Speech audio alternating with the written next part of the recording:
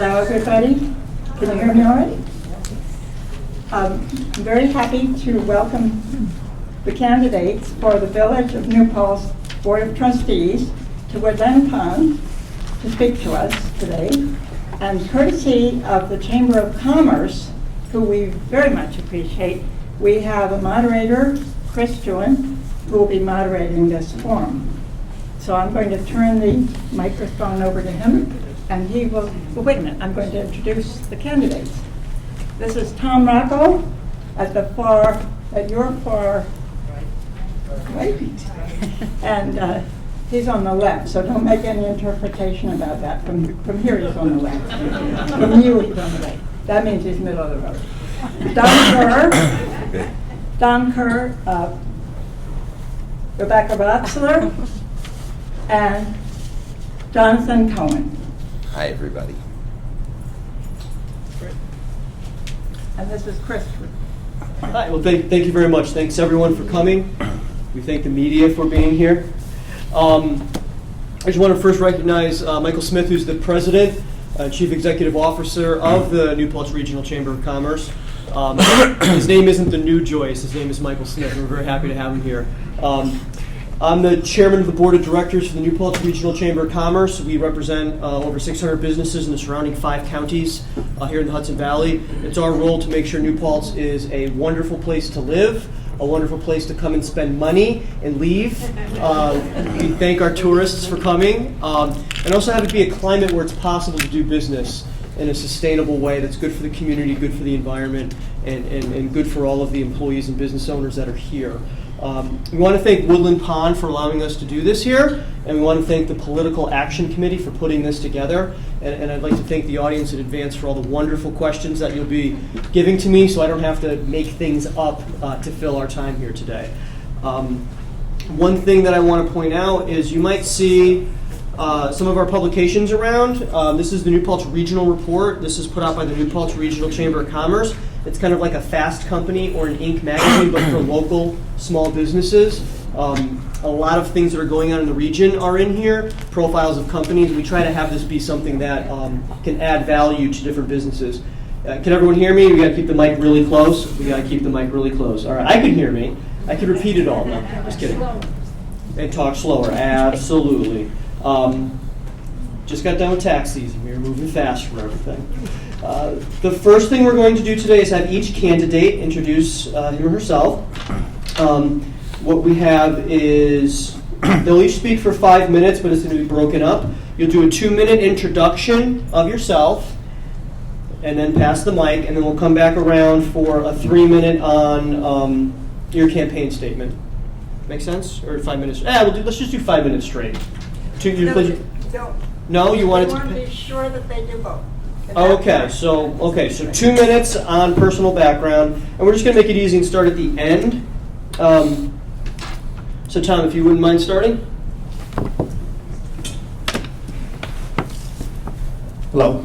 Can you hear me now? Yes. Good. I'm Tom Rocco, and I am the past president of Granite State College. I'm the past president of the Leadership Institute of Seattle. I am the past dean for 15 years. I was dean of Empire State College. I have held a number of other posts, including some abroad. I was the provost of a new university in Athens, Greece.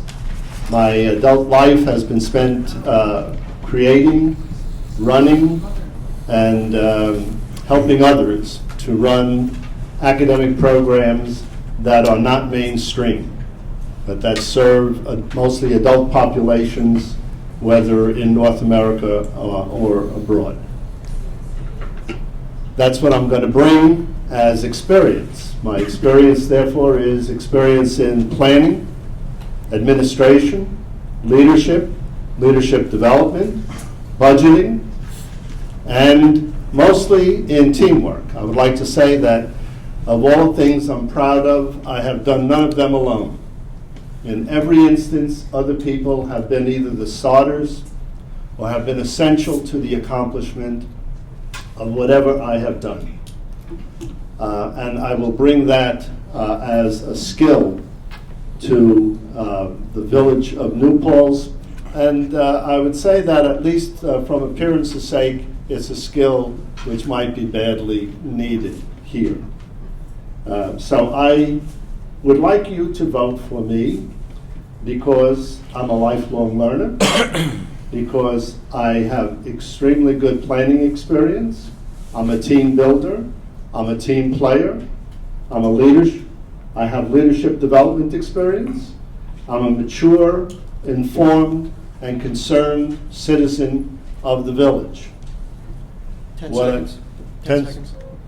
Out of 5 minutes? No, 2 minutes on your background. You'll have Okay. plenty of time to go back into your campaign. Very good. Thank you. Thank you. So if you pass the mic now, we come back around for your campaign. And now Don Kerr. Thank you. And I'm not yet licensed to operate bifocals, so you'll see me switching glasses during the event. Keep the mic closer. Don't speak too fast. Okay, thank you. Could the candidates stand, please? Sure. Firstly, and you can If you decide. stand, I don't think the mic will pick it up for you. I'm sorry. Yeah, let's I'd like to start stand. over. Yeah. I'd like to stand. Well, and I'd like to. If you want to take this for my time, that's fine. I'd like No, to. no, no, no. I'd like to We're start gonna with. start over. I'd like to start with a moment of silence or prayer. A moment of silence or prayer for our neighbors in Boston.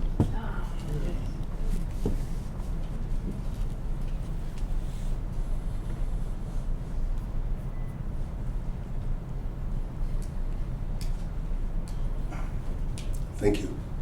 I was listening to the radio on the way over, and that just seemed something that needed to happen before we go into regular business today. For those of you who live in New Paltz, I feel like I've been making my opening statement for 15 years.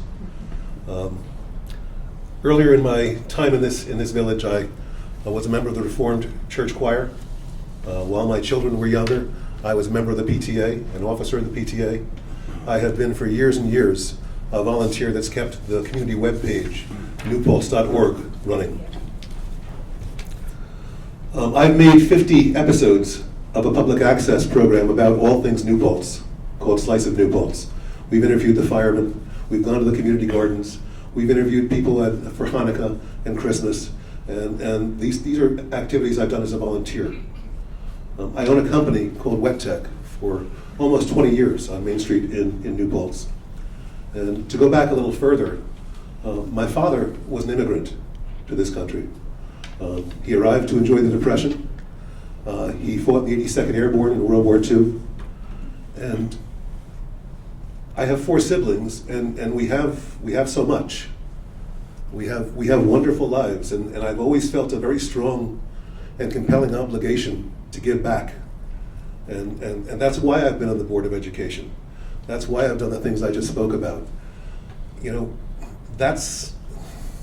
some people express their patriotism by serving in the military, and others run for office. They're both important. It's how our whole society works, and it's something that's been. Well, I've lived that. It's not just words. It's how I've lived my life. And 10 seconds. thank you. Well, with my 10 seconds, I'll just thank everyone for being here and wish the best of luck to everyone up at the table here. Great, thank you, Don. And now for Rebecca, 2 minutes on your background. Okay, very good. Thank you. All right, I'm going to scoot up a bit so I can see everyone and you can all see me too. Okay, I actually am originally from Alaska, found my way here a little over 20 years ago, and actually raised my son here and went to SUNY New Paltz as well. So we're both well educated as a result of our community. I served as a deputy mayor for the Village of New Paltz from 2003 until 2007, during which time many of you in the room recall all those wonderful meetings that we went through to get Woodland Pond off the ground and the shovels started. I feel like a steward of Woodland Pond. This was the perfect place for this community to happen. We were part of the pilot agreement, so there's so much of it that I feel I know so intimately, and it always makes me so happy to come back here. As far as my occupation, I work for Ulster County BOCES here in New Paltz, and the program that I work for provides assistance to the school districts and school administrators specifically. A lot of what I do is implement state ed laws. And you can imagine what they're like right now. We've been looking at the consolidation laws, and I'm so happy to say they're only 40 pages long, so it's really not so bad. So we can get through it. In terms of my personal life, I volunteer quite frequently for many different things. Emergency services and emergency response is a very big thing with me. I created, along with another BOCES worker, an organization called Helping Hands of the Hudson Valley. And through this, for the past 4 months, we have traveled to Staten Island every weekend, helping people with their rebuilding efforts, gutting homes, sheetrock, insulation, having a shoulder for them to cry on in many instances. And I really want to work, we've already decided that we're going to keep it as a local volunteer organization so that we can provide assistance when it's needed, because it's volunteers like us who are the ones who are going to be there first. Thank you. Pass the mic. Did you? Yeah, There you go. Show. Hi, Now for thank you, Jonathan. thank you very much for being here. And can you hear me? Yeah. Thank you very much. Thank you very much for being here and being a part of this village event. I just wanted to add to what Don said, that in light of yesterday's terrorist attack, it deeply affected me. Growing up in Brooklyn, I remember seeing the World Trade Towers being built since I was a child. Well, since I was in 7th or 6th grade. And it was just very inspiring to us. And of course, how it hurt me deeply when the World Trade Towers were attacked. And I have to say that many of those people that were killed in that attack were people that I went to school with, who later became policemen and firemen, rescue people. And so even today, it brings a tear to my eye. So I say that in light of yesterday's event, that in my heart, we're not just the town and the village of New Paltz. We're just one New Paltz. We're one entity in my heart, and we're not just New Yorkers, and we're not just local. We're Americans, and we all feel the hurt. That child that got killed running after his father after the event. It just brings a tear to my eye, that, and their daughter lost a leg. They lost a son, lost a leg, and the wife, she has a brain injury from this whole event. So anyway, I grew up in Brooklyn. I've been coming to New Paltz for about 40 years, since I was a kid. We moved here about 16 years ago. I opened up my own business when I was 19 while I was going to Brooklyn College. By the way, I put myself through Brooklyn College. I'm not bragging, but I'm proud of that, because I came from a poor home, and I wouldn't take money from my mom or my father. They were divorced. 10 seconds. 10 seconds. Well, I'll continue with part of my 3 minutes to continue what I have to say. But thank you so much again for being here, and I so appreciate you caring about our village, because there's so much that's going on, and it's so very important that you take notice. Thank you very much. Great. And now we're going to do 3 minutes as more of a campaign statement. Please keep in mind that you received cards which you can write questions on. They may be directed to each candidate, or you may direct them to a specific candidate. But to get things going, I do have 4 or 5 questions that the Political Action Committee gave me to start things off. So if you do have any cards, as you just wave them at me, and I'll grab them as we're going through. Thank you. Now for the opening campaign statement, we're going to start with Don. Thank you. Oh, there we go. Yeah. Okay. Well, the issue that everyone seems to be talking about, and seems to be one of the more important issues in this election at this time, is the issue of consolidation. And I'm prepared to talk about consolidation as much as everyone wants to. I think it's largely viewed as a tax issue, and I know that's not as much of an issue for the people at Woodland Pond as it may be for the rest of the village. But we can talk about that as much as we want to. I think there are a lot of issues right now that are important in front of the village. And one of the most important ones, it's been important for a long time, is preserving the affordability, the ability of people to live here. I would like to live here, and I would like to retire here. And I know some of the people who are here today who lived in the village of New Paltz earlier in their life felt those same pressures too. That's a huge issue, and we, in this budget year, have a choice. And if we were all sitting as village trustees, we would have a choice. The budget that was presented to the village board had a 1% tax decrease. Not a big decrease, but it's going in the right direction. When the budget went around the table for discussion, there was a lot of discussion of adding in consultants to study the issue of consolidation. And the cost of those consultants brought the proposed budget to almost a 2% increase. And why I think that's important is, number one, if we can get on a path where we have our village taxes going down, that's the path we want to be on. But number two, assurances have been made to this community again and again that we would not be paying for consolidation. The state would pay for the studies. And there have been a couple of years of studies already on this issue. And I guess a clear case hasn't been made in the mind of many people. And I question whether now is the time to double down and to take the limited resources we have and commit them to another study. We've already identified a lot of cost savings through the consolidation process that could be implemented now, and I think we should not wait on that. I think we should move to that. I think we have issues with our wastewater treatment plant being at capacity. I think we have issues of poverty in this village and data to support that. If you ask Kathy Cartagena at Family of New Paltz, 10 seconds. we have a poverty issue in this village that is not discussed and not attended to as well as I think it should. We've got planning issues, we've got the behavior at the village board meetings, and we've got issues with financing the police and issues with how businesses are able to conduct business in the town. Thank you. A lot Thank of you very issues. much. And just a reminder, I need to remind myself, keep the mic very close, they don't pick up. And now Rebecca, you're up next. 3 minutes on your candidacy speech.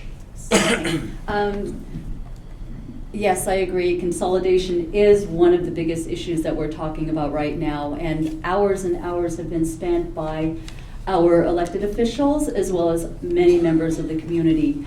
And one of my greatest concerns right now is to have everything as tight and appropriate as possible before anything goes to the state. There's funding that's available, but there's also very tight restrictions in terms of timelines.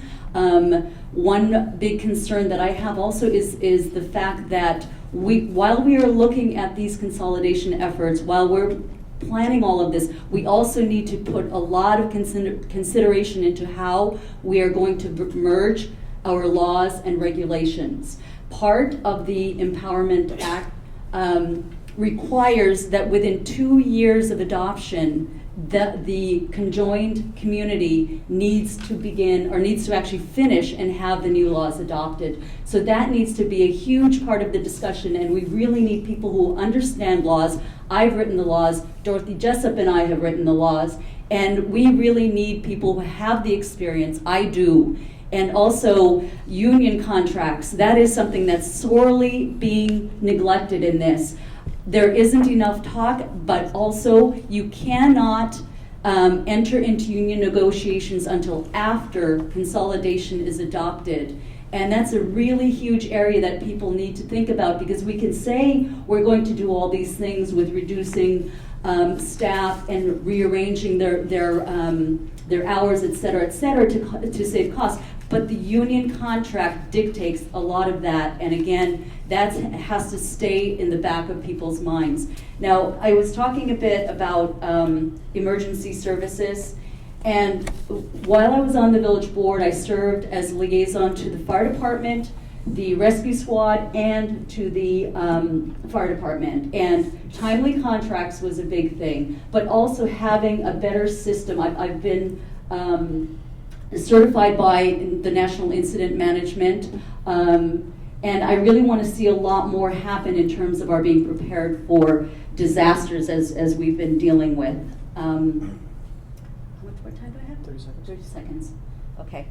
Another thing of concern that directly relates to all of you, I want to see Woodland Pond at close to capacity in terms of occupancy, because it really affects your budgets in terms of what's happening here. The problem is too many people who are eligible to live here have homes that they're being stuck with that they want to sell. We need to keep our economy moving so that younger families can purchase those homes instead of everyone moving to Kingston like we're seeing, and see more of your friends and neighbors move in here. Thank Great. you. Thank you very much. And now, Jonathan? Thank you. I'm just going to continue what I was saying before, a little bit about myself. I've started my businesses about 37 years ago. 37 years ago, I started my businesses from nothing, from like $200 for $200. When I was 19, I graduated college with a degree in economics and psychology. I met my first wife when I was 16. We married when I was about 22. We purchased our first home on our own. We were 23 because we were, thank God, very, very successful, and we thought that was the right thing to do.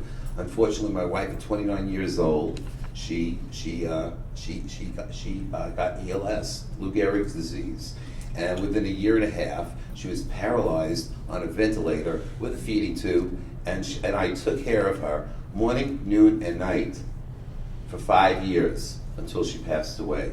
And my daughter, who was at that time when she came down with the illness, 6 years old. What I'm telling you is, we're talking about character. I'm not proud of myself. I did it because I loved her. But I also did it because she would have done it for me. And what I'm telling you is, when I give you my word is my bond. When I got married, I said, through sickness or through health, and through health. And I carried through with it with pleasure. And that was 5 years of that. I used to change the feeding tubes, I used to change the trachs, I used to give her injections, I used to lift her up out of bed, I used to do whatever I had to do, wash her hair. Anyway, I opened up my business 17 years ago in New Paltz, and like when I had my businesses in Brooklyn, they were very successful. At the same time in Brooklyn, when I had my business in Brooklyn, I also produced and published the newspaper for 8 years with over 100,000 page volumes distributed. Running a business like ours for so many years, you have to treat suppliers and customers using the golden rule. Otherwise, you can't build yourself up. And I like to bring that talent to the board, as well as encouraging team playing and building, like Tom was talking about. I'm very good at dealing with people. I'm very good at listening, and I think that's very important. Finally, what I'll speak to later on in the debate, I believe in bringing the referendum to the people to vote on consolidation. I think it's very, very important, and as I say, I will speak a little bit further about that. And is my time up yet? And if it's not? 25 seconds. 25 seconds, great, thanks again, and I'll speak a little bit more going forward. Thanks a lot. Great. Thank you very much. You're very welcome. First on the hot seat.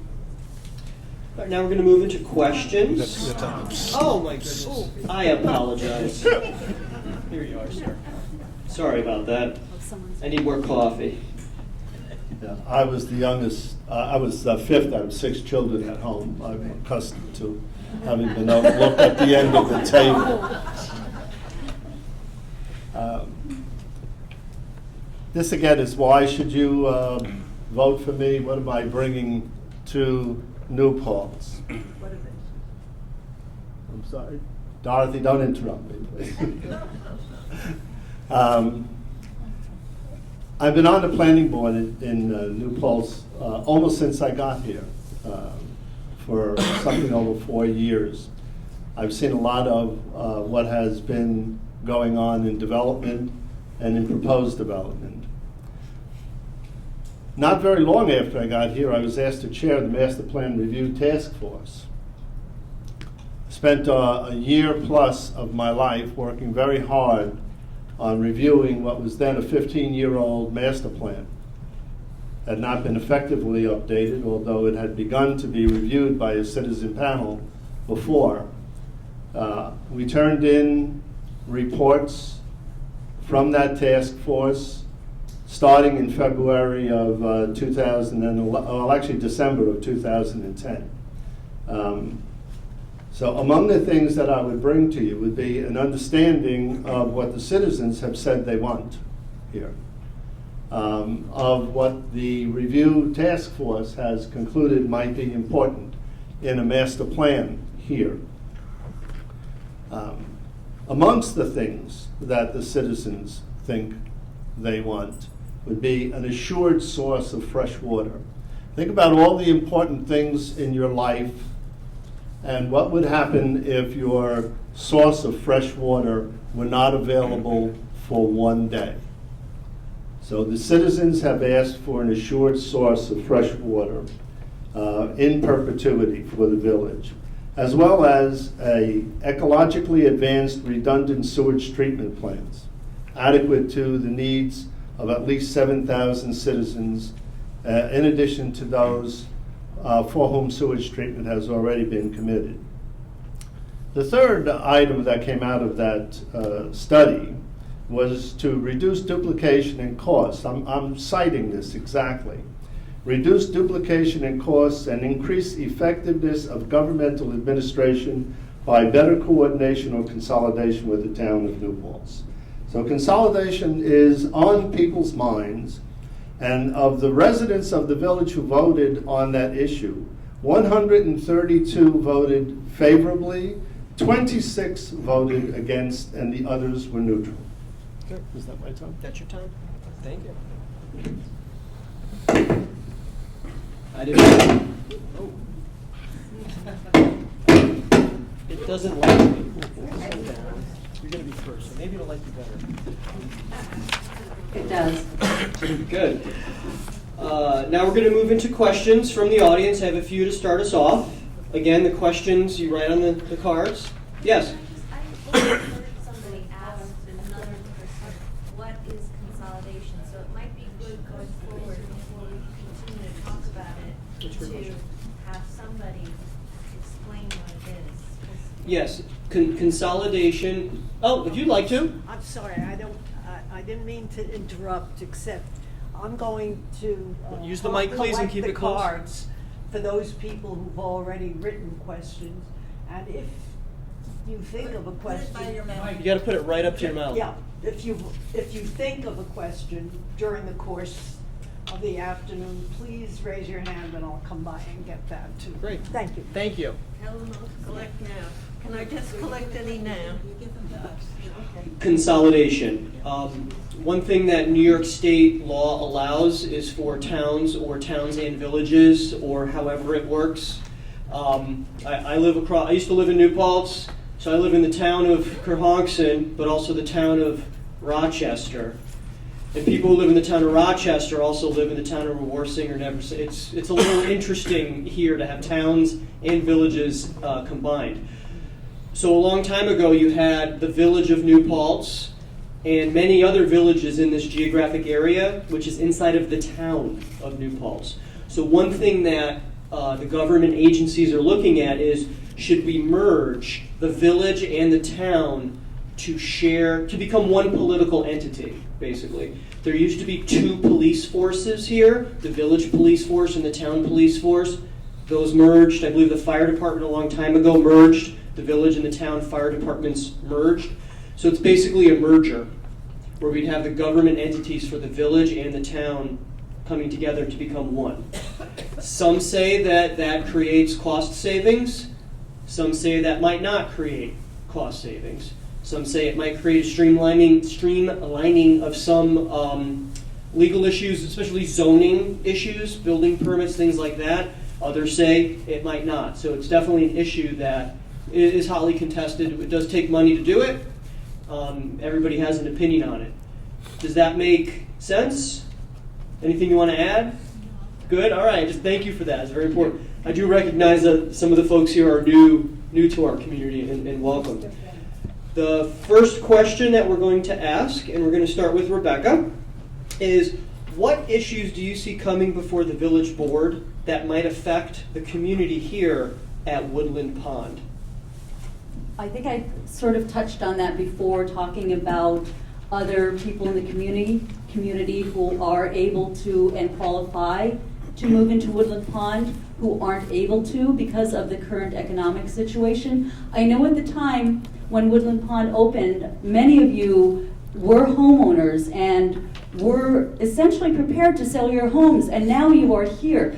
The economy is so much different from back then, and we need to be really looking at getting newer, younger families who are currently moving away, and I really seriously mean it when I feel like every other month someone else I know is moving to Kingston because it's so much easier to purchase a home there, and that should not be the case. New Paltz should be the place that these young families are able to stay, and get your friends and neighbors up here, like I said before. And I really think it's a matter of our looking at our tax base.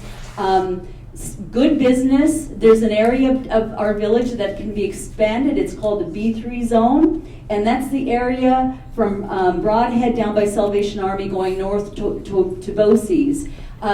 We can expand through that area and increase our tax base. It shouldn't be that barren little bit of highway that's a part of the village. It's not in character with the village, and that would help us all a lot. Thank you. Thank you very much. I remember 6-7 years ago when Woodland Pond was being created, and I remember when it was coming to the village board, and you had all the issues that you did have at that time.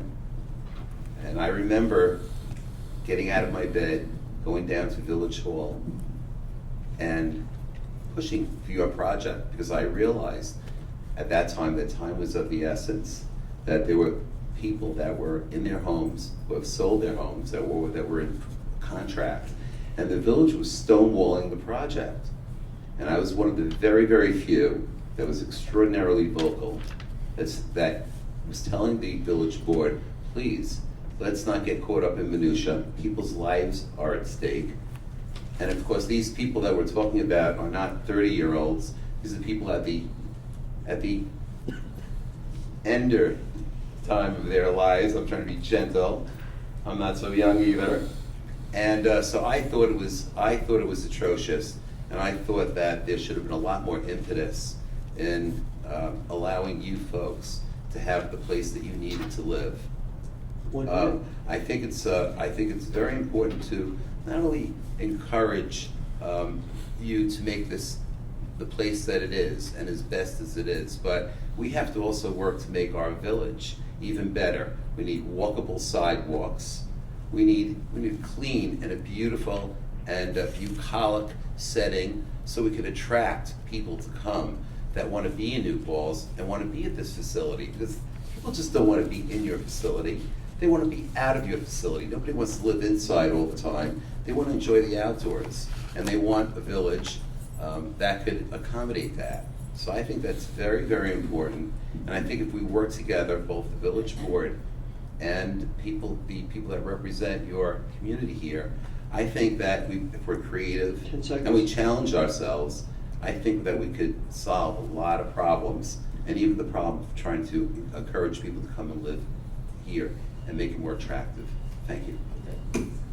Thank you.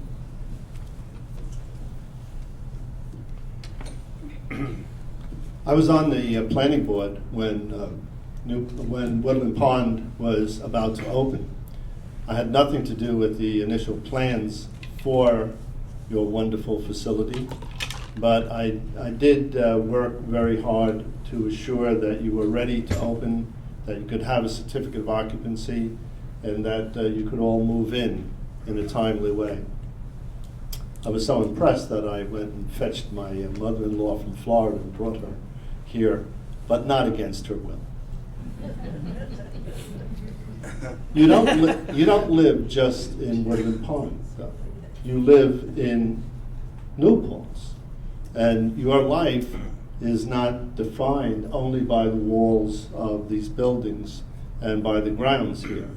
The quality of your life is also enhanced by the quality of the life in the village and the town, of course, of New Paltz. 1 minute. I believe that you all want to go out. You like to go to the movies. You want to go to stores. You want to do some of your own shopping. You want a main street that is vital, and you want a main street that is also populated by people who love to live here and who will be your good neighbors. That's what I will work to enhance in New Paltz. Great, thank you.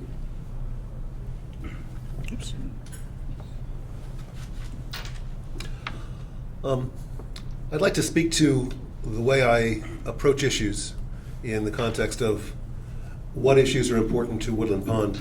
I just wanted to make one comment. I was one of the people that Tom cited in his survey that answered yes. I was one of the 132. But the question was, would you be in favor of collaboration or consolidation? So I think that's an important distinction. I think collaboration or consolidation is the way to go, but I don't think the question was phrased to single one or the other out. I just wanted to point that out. I think when Woodland Pond was established and is part of the village, there's not a lot of interaction or discussion between the village government and Woodland Pond. And I think that should change.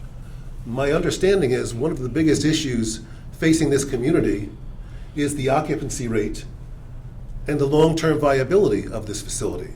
You need to get the rooms and the beds filled with permanent residents. And I think when you identify an issue, what should happen is the village government should sit down with the management and with the residents of Woodland Pond and see what sorts of solutions work for you. Could there be incentives? Could we find some government incentives, perhaps to help for veterans, to assist them to purchase property at Woodland Pond? That's just one idea. There's got to be a way. There are levers and avenues out there that if we explored, if consolidation wasn't sucking all the air out of the room, and if we were talking about other things, there are issues that are important to this community that are not being discussed. And I think sometimes you're almost an island out here, and that's not right. And so we identify the issue, we sit down and we talk, and we figure out a solution. And that's the way things get done. And that's been my approach anyway. Great, thank you.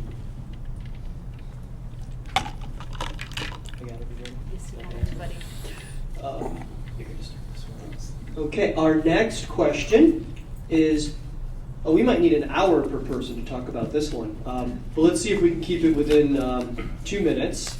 And we can come back around if we feel everybody has a lot to say. What would you propose doing about the traffic problem? There's a traffic problem in New Paltz. You know, it's a very good question, and I have a very, very simple solution.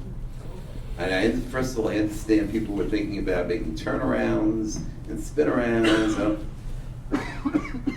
First of all, our congestion only happens at certain times of the day, and of course during the weekends when it's very sunny, and encourages people from downstate to come and visit us. So I proposed that we just have a few police officers on the certain places where there are traffic lights, or right after the thruway, and maybe right after just about 3 or 4 officers during that time of the day. It could even be 2 officers to move traffic along.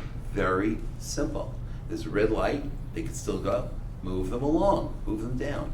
I know it works in Manhattan, and that's how they solved so much of the congestion in Manhattan during peak traffic hours.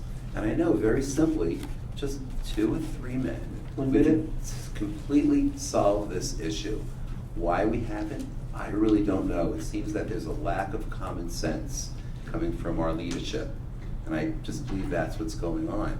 But we don't need to spend millions of dollars to worry about how we're gonna move the traffic through. Let's just keep the solution simple. You know that saying, it's KISS, keep it simple, stupid. Let's just keep it simple. And I think we could really alleviate so many of our issues. Thank you. Great, thank you. Traffic problem solved in New Paltz in 2 minutes. That'll be interesting. Yeah. As Jonathan says, the traffic is not a problem all the time, but there is a traffic problem. There have been several reports that have suggested alternative routes around the village. It would not be impossible to secure at least one such alternative that might go down South Putt Corners Road and then around the village. I don't think any of those solutions would be fully satisfactory until there were other bridges across the river, which is where many people are heading, and there's only one way to get across there. But we could do something. We could not foster so much traffic within the village. Item number 12 in the Citizens Task Force to review the master plan suggested that we support and foster the use of bicycle and pedestrian traffic throughout the village by designating bike lanes, improving sidewalks, better signage and village maps, etc. There is much that could be done in addition to having more police staffing the one main street that we have, which is the one main artery that we have. And I would suggest we start working to foster more pedestrian and bicycle use throughout the village. Great, thank you. Don? Well, at the risk of upsetting the person who wrote the question, I think the traffic in New Paltz is a sign of our vitality. And I think the locals, they know how to get around. They know to take the back roads.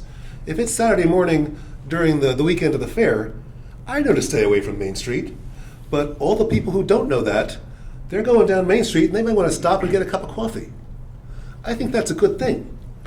You know, Carol Johnson in the New Paltz Times for many years, she's with the library, Elting Library, has put out a column, What They Said 100 Years Ago. What they said 100 years ago was to complain about the traffic on Main Street. What they said 50 years ago was to complain about the traffic on Main Street. My fear is when we don't have traffic on Main Street.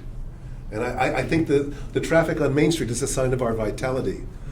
I think we need to, as a board, we need to find ways to make sure we keep those businesses on Main Street, keep them profitable, and keep them happy. I know there have been some comments from local business owners. There was a wine store down by the New Paltz post office which recently moved from one side of the parking lot to the other side of the parking lot. And the ownership had some frustrations about the time and the cost and the difficulty of simply moving to the other side of the parking lot. We've got stories in the paper about what save the cupcakes and the cupcake company. I think we need to find a way as a village board to find ways to make it easier for businesses to thrive here and to make it easier for people to make a buck. I mean, that's the foundation of the community. The business, if you've taken the road up over the mountain and gone toward Liberty through the Catskills, 10 seconds. That's what communities look like when the businesses leave. We want traffic on Main Street. Bring it on, and we'll take the back roads. Great, thank you. Don't choke yourself. All right. All right, Rebecca? Okay. Thank you. Okay, just to clarify, I am not one of those cars that you'll see out there. I borrowed a car and picked up friends along the way to come here today. I live within the village. I am within a mile from my job. I shop downtown. Everything is very convenient for me. But that's not the case for everyone. Now, the last couple of years I've been going out to Boulder, where I have friends there who went to school here, and I actually bought a bicycle out there. And I'll do like 40, 50 mile rides, and a lot of what I do out there is taking photos of the bike lanes to bring the photos back here. There's so many traffic calming devices there that they use, and I really feel like we need to start looking a lot more seriously seriously at a lot of those things. And if they can do it out there, we can do it here. Now, another thing, you all probably know we have a loop bus during the week that goes throughout the community. It doesn't come here, and it really should. And one of the things that I would love to see is an expansion of that route. Every hour they do a different route. One of those routes can be out here. A couple of times a day could be out here. And another thing, they only operate Monday through Friday. Now, a lot of the congestion on the weekend is people driving around looking for the closest parking spot to the store that they want to go in. Now, if you have designated parking lots where this loop bus goes from parking lot to parking lot, dropping people off at the different stores and restaurants that they want to go to, perfect. Everyone will park in one location. It will greatly reduce the amount of traffic that we have on Main Street on the weekend. I think that's it. Thank you. Great, thank you. The next question on here, I'm not sure if that's a question for each candidate. Maybe we can just all chime in. The question is, please explain where our water comes from and whether or not that is a sustainable source for the future. It seems like more of a factual question without any, well, everything's politics, but so where does the water for Woodland Pond come from? Do we need someone from the physical plant to come in and explain that? I don't know if it's wells, I don't know if it's town or village water. Dorothy? The question was to see if how the candidates knew where our water comes from and what the issues are about the water. Okay. I'd like to hear what they think. What was Let them explain it. Okay. Do you know where the water comes from for here? That's the question, right? That's the question. Who So goes first? Who wants to go first on that one? Yeah, here you go. You might know. Oh, yeah, you're first if you know. It just seemed like a technical question. Yeah, no, I just wasn't sure. I think it's a current affairs question. New Paltz gets its water now by contract with New York City. So we have a very significant, good source of water which you share in. Well, there's another part to the question. What's the other part? I don't know. You know, I'll let him answer the first part. Would you Restate the question? Please explain where our water comes from and whether that is a sustainable source for the future. But is that question getting at what's going on with the aqueduct? Is that what you're addressing? Well, I think New York City. The issues that we're facing is what's going to happen when that gets cut off. Mm-hmm. So New York City owns our water. The reservoirs for New York City water are upstate, and we share in that supply. And they also control the aqueduct and the infrastructure that brings the water to New York City and diverts some to New Paltz. And it is scheduled within the coming next years for that aqueduct to be closed. To us. To us, yes. And we know it's coming. We know that we will have an issue with our drinking water in the foreseeable future. It's been publicly stated. And I think we as a village need to have a plan. We need to be talking and negotiating with people now, because our ability to plan and to react and to compensate for that is so much stronger with time. And the less time we have, the less smoothly it's going to go. So I think that's the issue, and I think that's something that again, I just feel like the issue of consolidation is sucking the air out of the room. There's so much to be discussed. There's so many issues out there, and consolidation is all anyone's been talking about for almost 2 years now. And anyway, but I digress from the water. But I'll circle back. Yeah, I'll circle back. Okay. Did you? Oh, you said. Yes, we know this issue is going to hit us in several years. I think that we have some options. We can tie into Highlands water supply.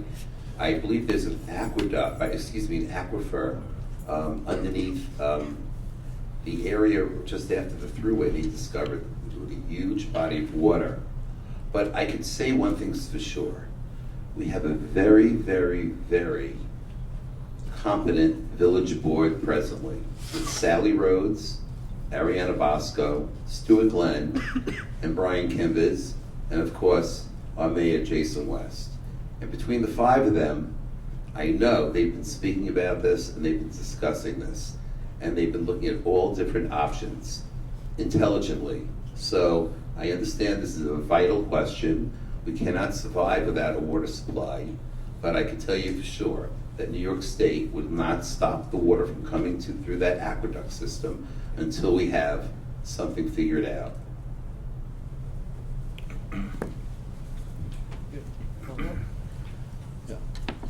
I want to call to your attention that we have not focused exclusively on consolidation, because you'll remember that the very first thing I cited from the Master Plan Review Task Force, to be repetitive here, is assurance that the village will have sufficient fresh water available for the indefinite future for a population of at least 7,000 village residents, in addition to whatever else is already committed to the college and/or town. That was the first most important recommendation of the task force. Neither the task force nor I nor any intelligent person I know has been exclusively focused on consolidation. It's one of 19 issues, 19, that the task force recommended. Please keep that in mind, as you might be misled by other statements.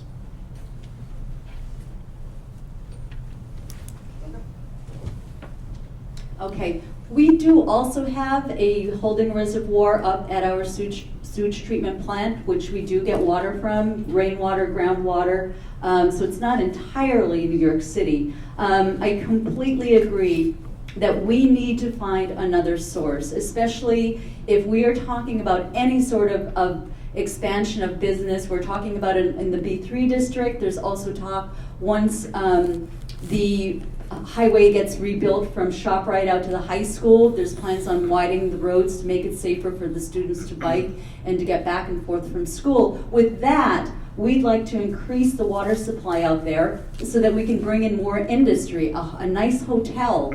But in order to do that, we do need to find another source. And I really think one of the things that we need to look at is government grants. We currently get a USDA grant of, it's actually a sewer grant, which is $600,000 per year for the village. Now, if we can look further, because our federal government in the 1970s passed the Clean Water Act, and then it was further strengthened after on, and that's where we need to be looking at, and really go out after those grants and really go out and look for these other solutions so that we aren't just reliant on New York City. Thank you.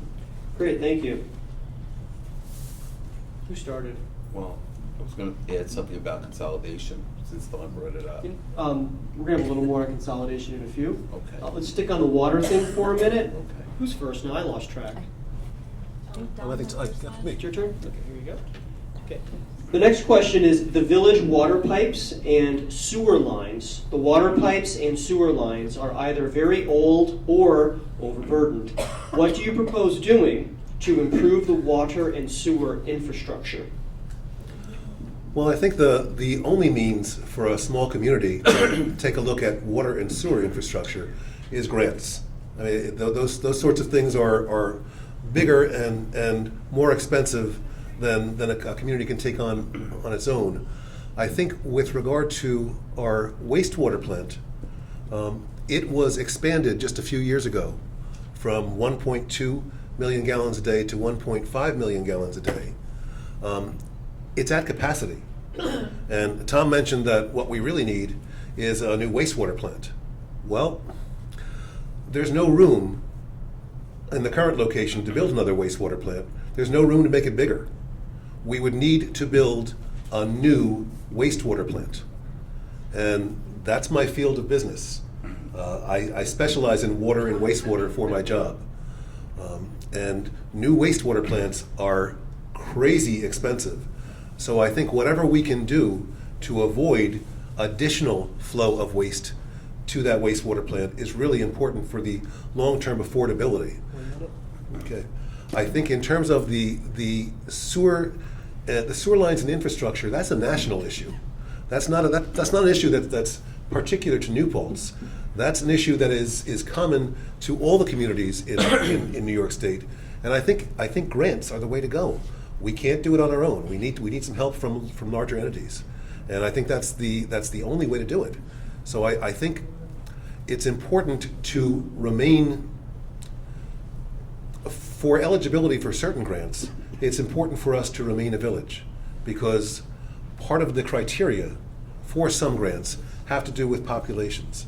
And because certain areas, and this is outside of SUNY, certain areas within the village of New Paltz are so poor, unfortunately, the incomes are so low, and the people are hurting so much, and I'm not talking about SUNY, we qualify for grants that other people don't. And maybe that might be a venue.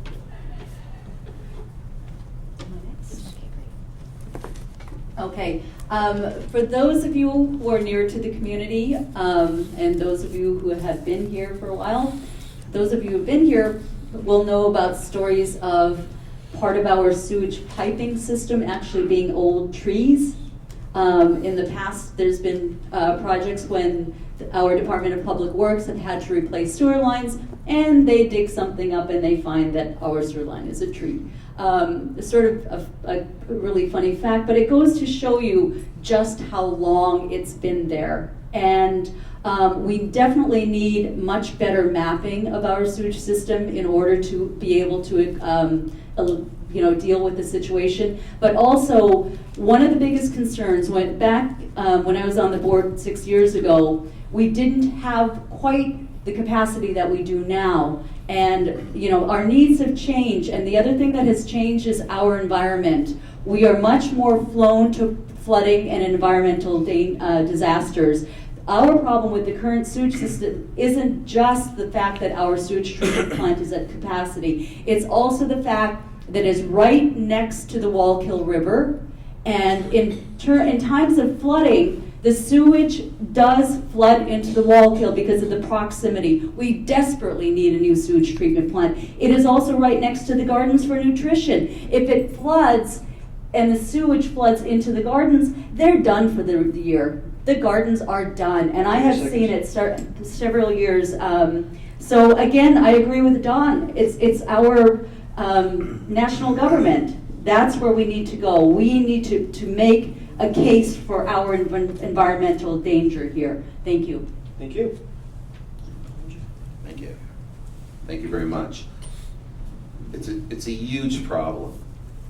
We have to take grants or bond out to straighten up this situation. Because let me explain to you, the piping, not only are they trees, but most of them are clay, and they're clay pipes that have been there for over 100 years. And you have waste pipes and you have water pipes that run right next to one another. So when we have these huge rainstorms and underground, the ground swell starts filling up and building up past these pipes. So what happens is, and at the same time, when the waste treatment center backs up, sometimes you have wastewater filtering through those pipes, through leaks and fissures, because they're so old and weak. And they infiltrate into our water system, which is what happened when we had the Irene storm, and we had to, and the mayor had to call a moratorium on drinking water. We had to boil everything that all the water that we used for about 2 weeks. 1 minute. I just wanted to mention, I'm going to get back to this parking issue because I have another the traffic issue because I have another minute. Quickly, I really believe that we really have to figure out a way to put a parking facility so that traffic doesn't constantly circle around, trying to find a space, a parking space.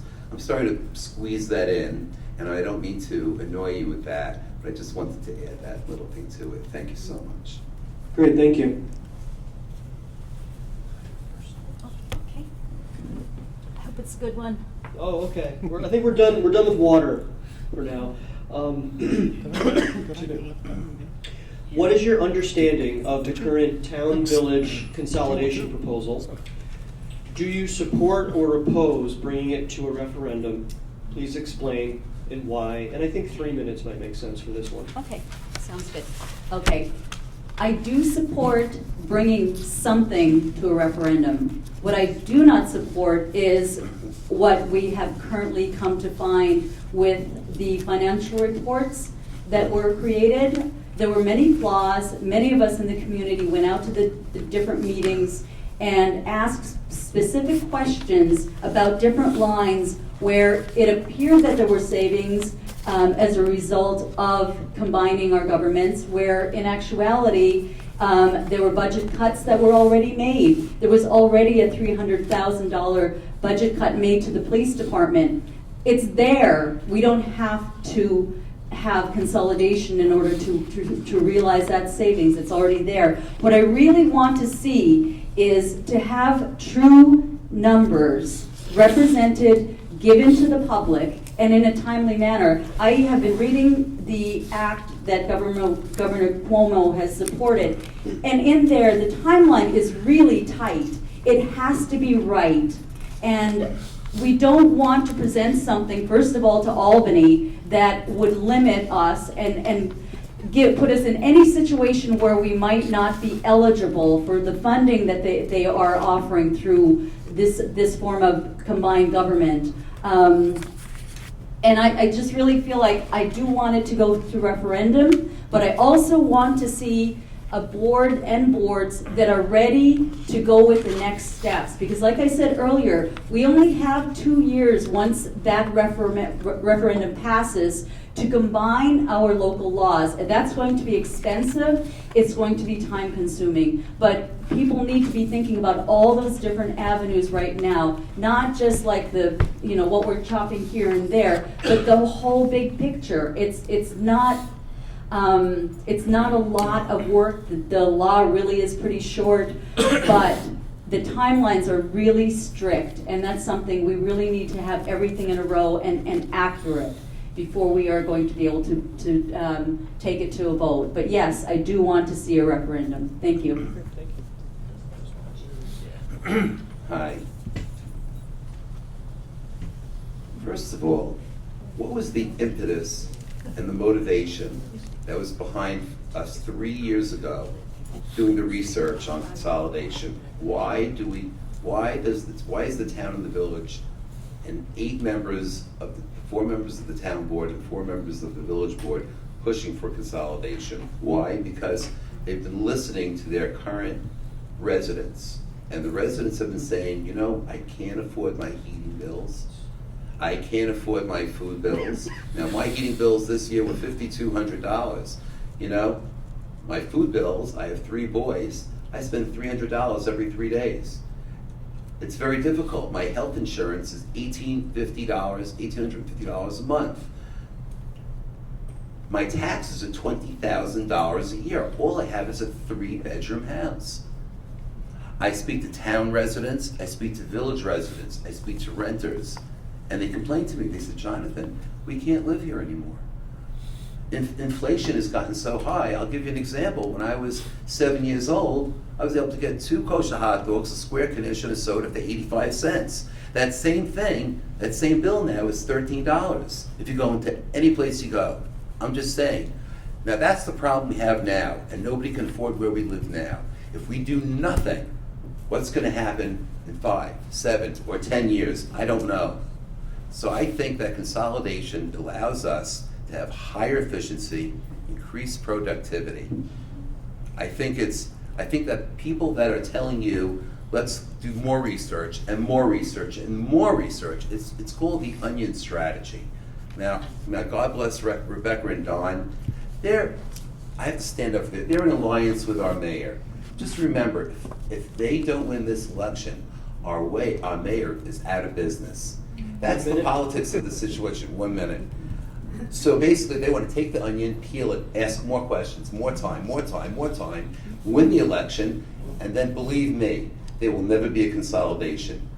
Okay? I personally want to bring the option of referendum to the public so that you could decide for yourselves, not them, not our mayor, not anybody else. You decide, take the facts to yourself.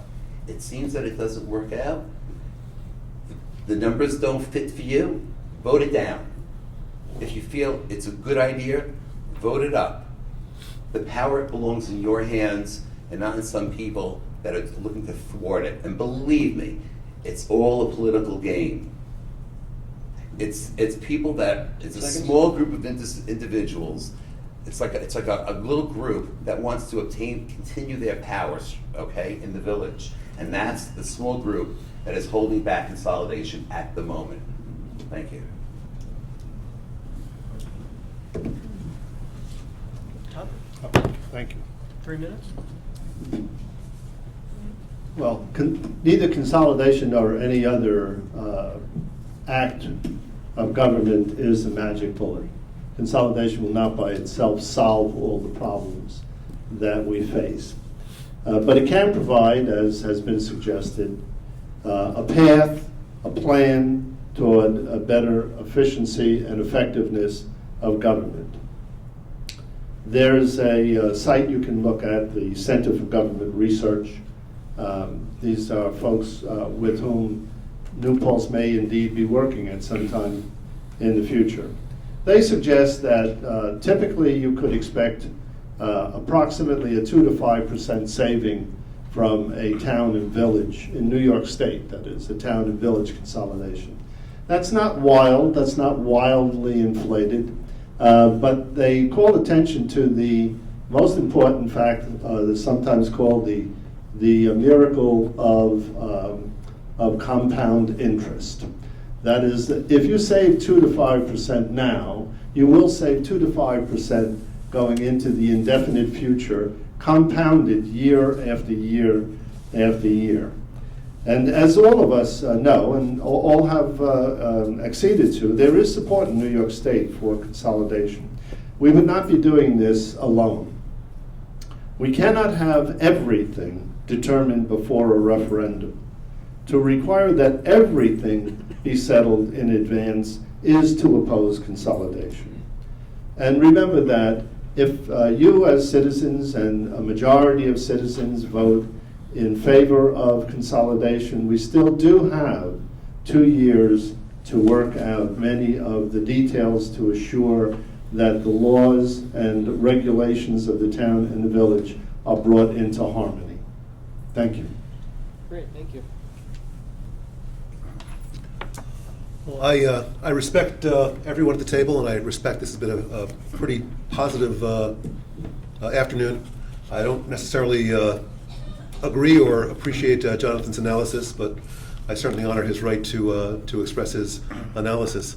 You know, I was just like Jonathan, I was just like Tom a year ago. Consolidation made sense. It seems to make sense. Why not? And then I got into it. Yeah, I've been going to the meetings. I've been going to the meetings for a year and a half. And what I'm in favor of is arithmetic. I'm in favor of facts. And those who have questioned and demanded arithmetic and good data have been called anti-collaborationists. I believe in arithmetic. We make good decisions when we get good data. The numbers that have been put out repeatedly have been pulled back. We were going to save $1.6 million until we looked at the arithmetic. And you know what? Not so. We are, in comments, being accused of wanting to stop consolidation by studying consolidation. I'll refer to some of my earlier comments. The village board, the current trustees on the village board, have recommended expending $75,000 more out of the budget, out of our money, for further study of consolidation. So I don't appreciate the fact that people who want to study consolidation are automatically opposed to it. One thing that's been true in communities that have consolidated, they have not saved money. And some of the consultants who were interviewed within the past weeks by the village board, they've said, consolidation, don't do it to save money. That's not the reason to do it. These are experts in the field. So we're being told we're going to save all this money, but you know what? It's going to cost a lot of money to combine all the laws. 1 minute. It's going to cost a lot of money to combine the zoning. There's 2 different zoning codes. It's going to cost a lot of money to combine the master plans. We now have a town board that has 5 members, part-time elected members. They do a good job, but they get health benefits. Right, the people in the town, and you live in the village, but you also live in the town, people pay health benefits. Now we're looking at a bigger 7-member board, a village and board combined board. You think they're going to give up their benefits, or you think we're going to have 2 more elected part-time people who are going to get health care benefits? These are the hidden costs, the costs that are never spoken about. And this is the arithmetic. And I'm not against anything. I'm for good arithmetic, and I think the people have the right to vote on a careful, well put together plan that presents both the pros and the cons so they can make reasoned choices, not a sloppy and biased plan, which is what we've seen to date. Thank you. I haven't choked a candidate yet with the court. We talked a lot about money and savings.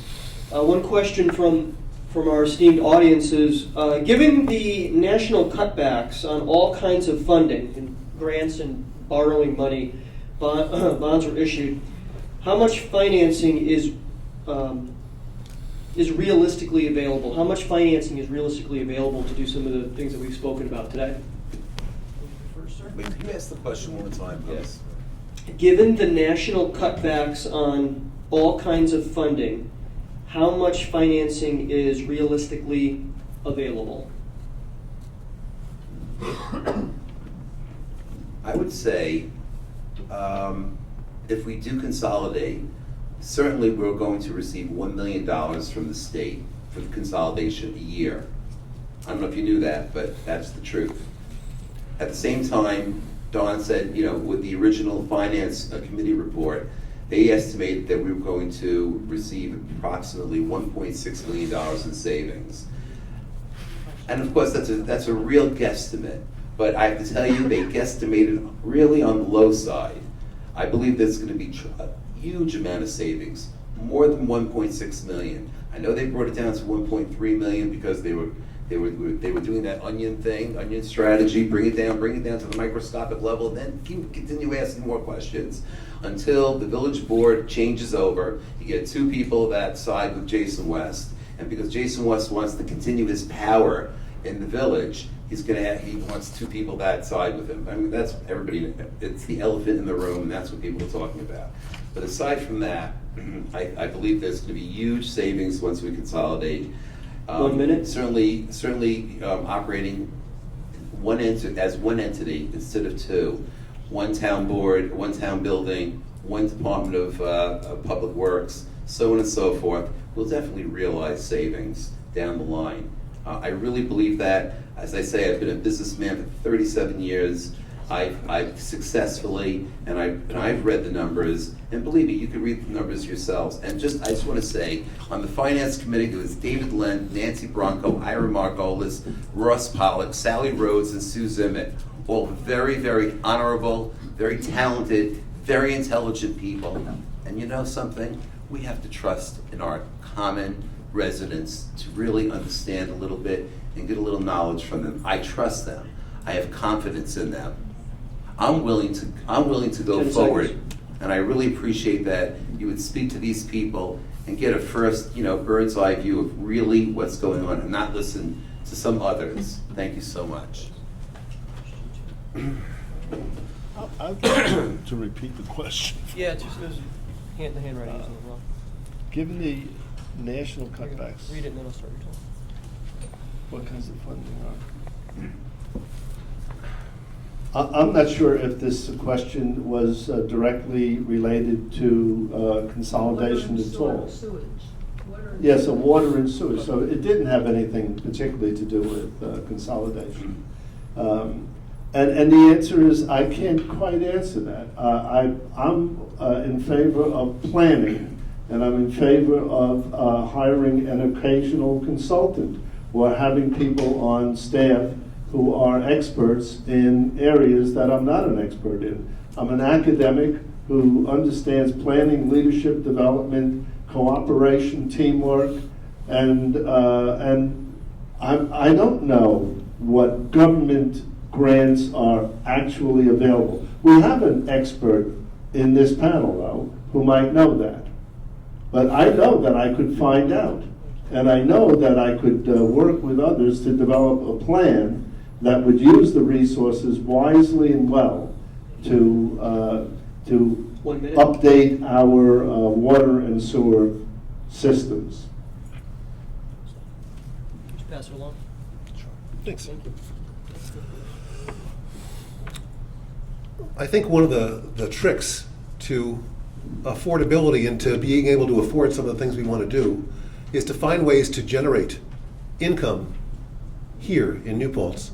And before I elaborate on that, I think it's true in theory or on paper that there are 15 issues before the village board. But it's kind of like when you go to college. There's the textbook and there's the lab, the real world. The textbook says 15 issues, but I've been going to the meetings. I've been going to the meetings for a year and a half. Not every one, but pretty regularly. And I got to tell you, consolidation is pretty much all that's being talked about. I'm not saying it's the only thing, but it's sucking the air out of the room for very many other important issues. Wastewater treatment plants now, they figured out a way to take the methane gas in a wastewater treatment plant and generate electricity. You can make electricity from your poop. And it's a way to generate funds for the town. There are, when we have power outages and hurricanes and storms, and the electricity goes out, which happens a lot, we're all in the dark for a long time.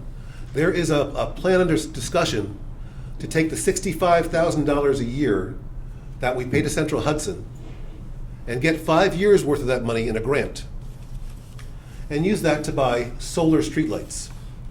We wouldn't have to pay Central Hudson $65,000 a year, and we could generate our own streetlights. And when the power went out, the streetlights would still work.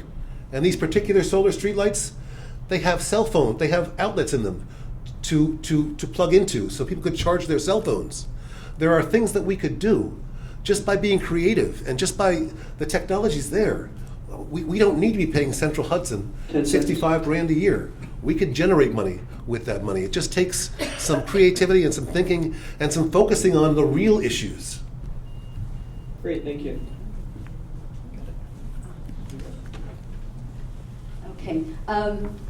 It's not so much a matter of how much is out there, it's also a matter of understanding grant processes. Many grants are offered in cycles. For example, 10 years ago, we did a huge sidewalk renovation in downtown New Paltz. I worked with the engineers at the time and also emergency services at the time to make sure that the sidewalk cutouts were appropriate for wheelchair access, that they didn't interfere with the emergency vehicles being able to turn on certain roads where they were suggesting widening the sidewalks. But it's a matter of understanding grant processes, knowing how to submit for a grant in terms of what they are actually looking for. And it is out there. We have received many grants in our community, and there's a lot to show for it. But I also do agree with Don. We need to look at alternative, long-sustaining energy practices as a way of saving money. I'm going to get back to the consolidation issue for just a second. I just want to say I feel like Mr. Cohen totally contradicted what I said. I said I want referendum. I would like to see the topic go to referendum in November, which is what it is scheduled for. That is what people are working very hard to get. I don't side with anyone. I do not have anyone else's brain in mind. I am an independent person. I have never been married. I raised my child on my own. And I bring a lot of experience to the board when I am working on a project. Dorothy Jessup and I worked and wrote a law, an affordable housing law together. And I know she can attest to that. And I'm running with Don Kerr because he is very innovative. He comes up with ideas that, like the South Putt Corner Shovel Ready program, that will do a lot for our community. And that's why I'm running with him as a write-in candidate. Thank you. Thank you. One question, who's currently on the board? Are any of our panelists currently on the board? No? Okay. Next question, thank you. Yeah.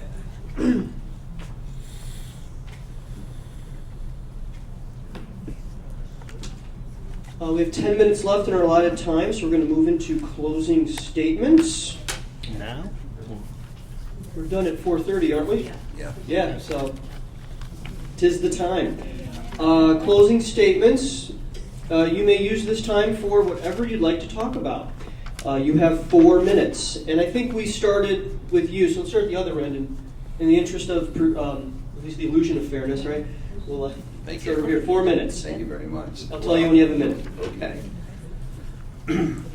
Well, obviously, you know I support bringing the referendum up on consolidation sooner than later.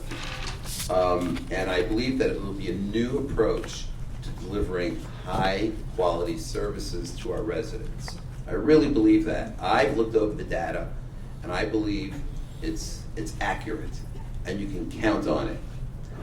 I believe also some residents believe that the division between the town and the village is sort of anachronistic and costly. And you know, there are others who point to unique roles played by each communities in the history of its presence form, you know, and prefer to preserve the status quo. But I believe that I like to bring the decision to referendum to the voters. I believe they hired a company called CGR to prepare the referendum and to bring it to a vote. I agree with that. I think it's very, very important. So that's how you know how I feel. I feel very strongly about that. I realize that there are some people on this board that have vilified all our committee's work and hard work and sacrifice. They don't realize that the committee members are wonderful, wonderful members that live here and put their hard effort, as they say, and sacrifice, and devoted themselves to try to figure out answers to these questions. I just want to also say that I'm a family man. I'm very simple. Thank God I married my second wife, Amy Cohen, who I love very, very much. As I say, I have a very simple life. I work all day. I come home at night. I take my kids off the bus. I make dinner for them. I help them with their homework. And then I help them go to sleep at night because my little one needs me to lay down with him to sleep. And I do that for them. I've never been arrested. I don't hang out in bars. I have a very, very, very simple life. My major problem with Don Kerr, and I have to say it outright because it upset me, when he had his legal issues, and I'm talking about the first legal issue, it was just upset me when my children would come home and they'd say, "Dad, what's going on?" Because they all heard about it. The school board president had an issue, and shouldn't he step down from the school board? I said, listen, I said, you can't judge anybody. Everybody has a right in a court of law to do what they have to, to defend themselves. But he doesn't have to step down. But they said, but it's like hypocrisy. There's zero drug laws in the schools, and here this was all happening. And I like Don, and he's really a big contributor to our community. And so that just upset me a little bit. It really did. I just had to do a lot of explaining. Well, I just had to say that, and this happens to be the truth. Truth sometimes hurts, and I know it's not easy. But I do, again, thank you very, very much. I appreciate, again, all the people that have come here to take part of this event. I appreciate all the people on the Human Resources Committee, the Consolidation. I appreciate the Finance Committee members. I appreciate the Outreach Committee members.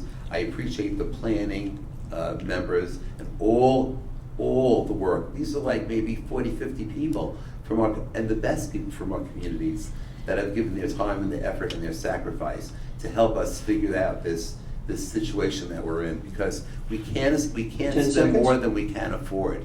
I can't spend more than I can afford, and in my business, when I'm spending more than I can afford, I'm out of business. So I just want to say that the most important thing, actually, I want to say is that I care about you. I want to do everything I can to make your lives easier and better. I mean that sincerely from my heart. Great, thank you. And thank you again.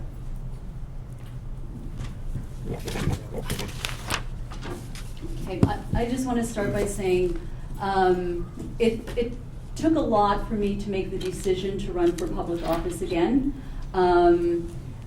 one of the things that I know for certain, my life is dedicated to public service. I work in public education, and since Halloween, for 4 months, every single weekend, I gathered crews of New Paltz residents. We put on our dirtiest clothes, most of them we've ended up throwing away since. We entered basements that had been backfilled with sewer water. I have put in, fortunately was the one who was able to go into a basement and not puke because there was sewer water in it in order to start pumps going.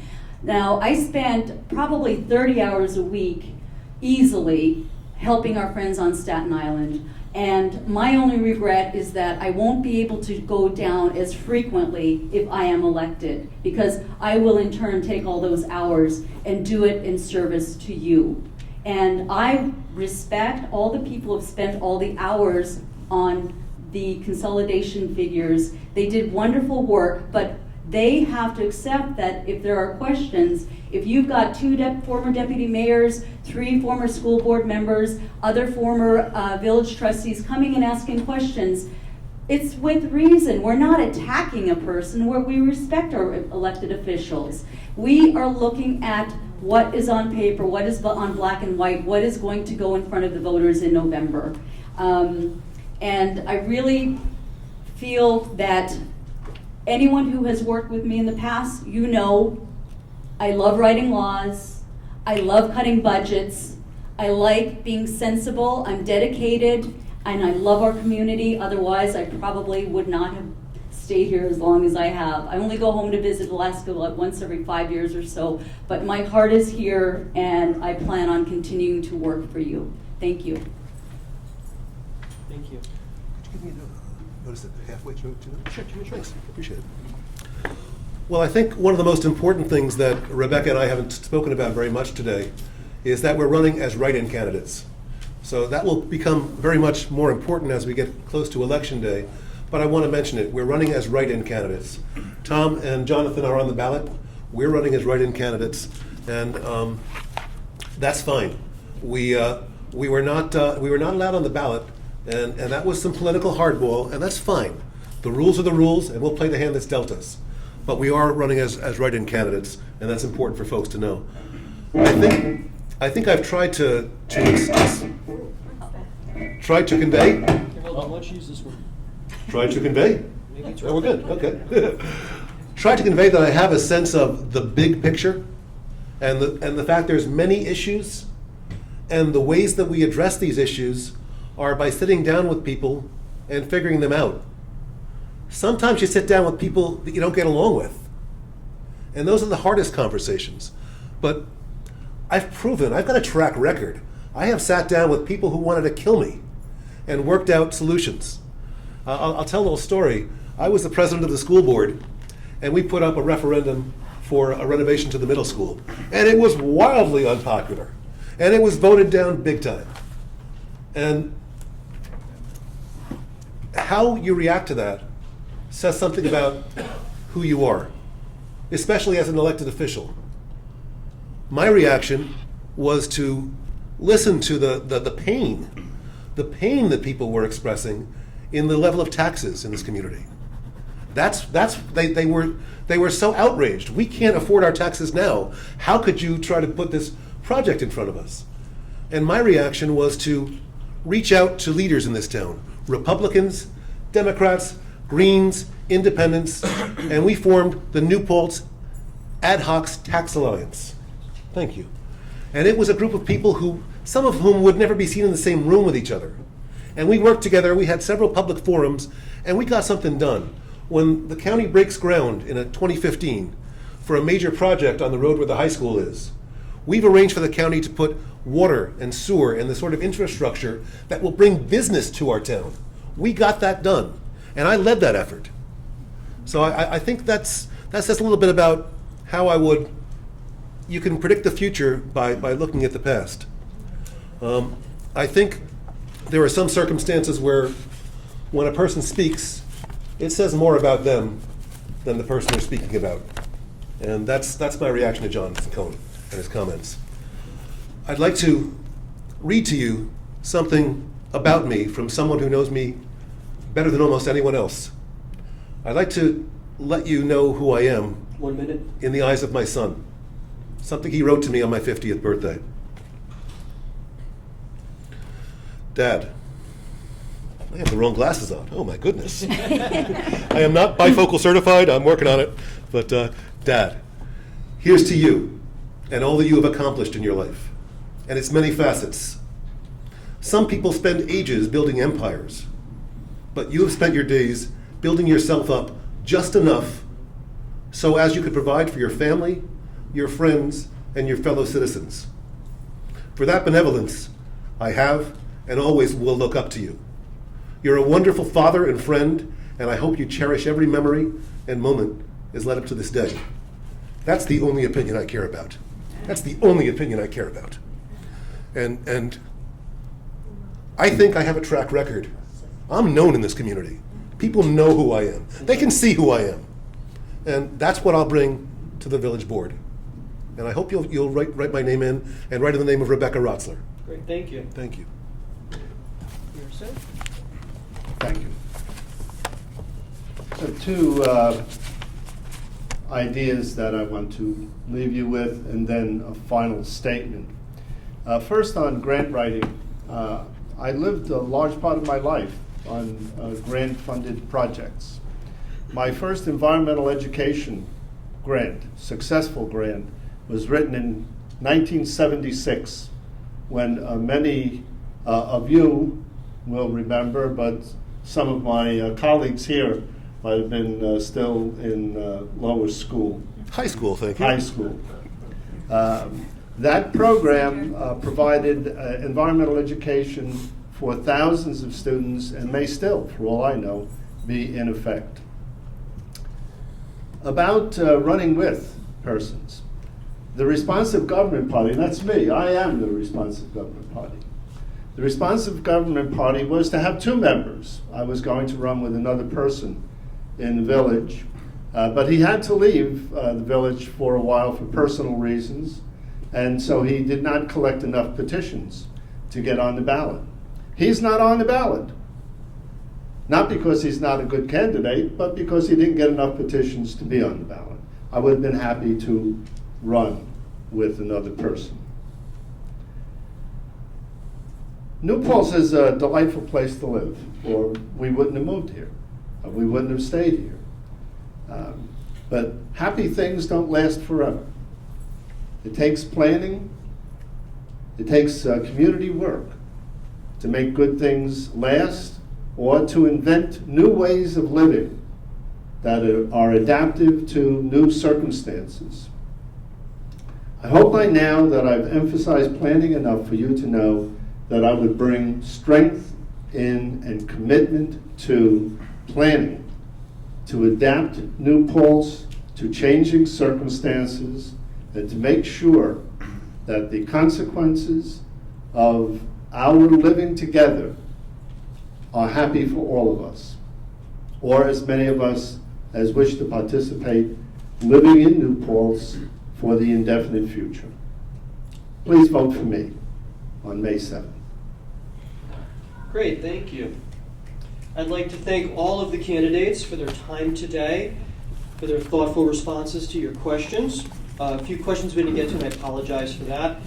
I thought we had until 5 until I read the piece of paper in front of me. Thank you so much for coming and participating in government. We know, so we've heard, by the people and for the people. I encourage you to go out and vote on May 7th at the Firehouse on Platic Hill Avenue. That's right in the middle of New Paltz. Everyone knows where it is. If you don't, we'll let you know before you go. And I just hope you enjoy this wonderful spring. God bless. Have a great week. Thank you.